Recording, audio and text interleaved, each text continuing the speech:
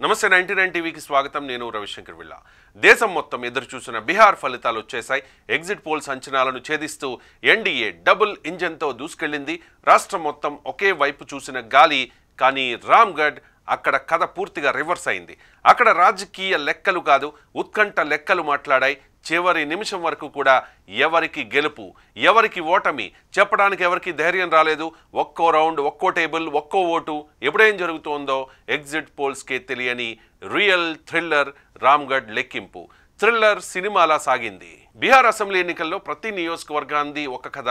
కానీ రామ్గఢ్ మాత్రం thriller count down. Counting మొదలైన మొదటి నిమిషం నుంచి టెన్షన్ టాప్ గేర్లో ఉంది.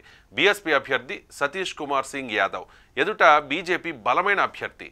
ప్రతి రౌండ్ గ్రాఫ్ పైకే ఉంది, కిందకే లీడ్ అంటూ ఇటు అటు మారిపోవడంతో అభ్యర్థులు మాత్రమే కాదు, మొత్తం జిల్లా ఊపిరి బిగబట్టుకుంది. రాష్ట్రం మొత్తం ఒక స్పష్టమైన తీర్పు చెప్పింది. అభివృద్ధి చేస్తే ప్రజలు ఎవరినైనా గెలిపిస్తారు.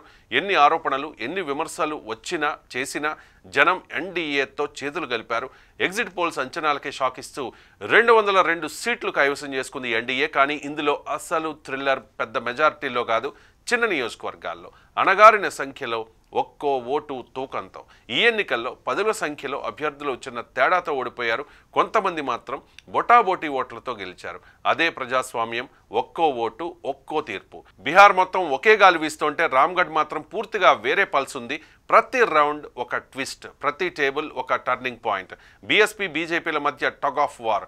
ఒక రౌండ్లో బీజేపీ లీడ్లో ఉంది, మరో రౌండ్లో బీఎస్పీ రీఎంట్రీ అయింది. ఎవరి గెలుపు ఎవరి ఓటమి చివరి రౌండ్ వరకు చెప్పలేని రహస్యమే. మరి ఆ థ్రిల్లర్కు ఎండ్ కార్డు వేసింది కేవలం 30 ఓట్లు. అవును, 30 ఓట్లు.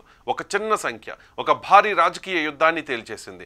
చివరి రౌండ్లో వచ్చిన మలుపుతో బీఎస్పీ అభ్యర్థి సతీష్ కుమార్ సింగ్ యాదవ్ గెలుపు సాధించారు.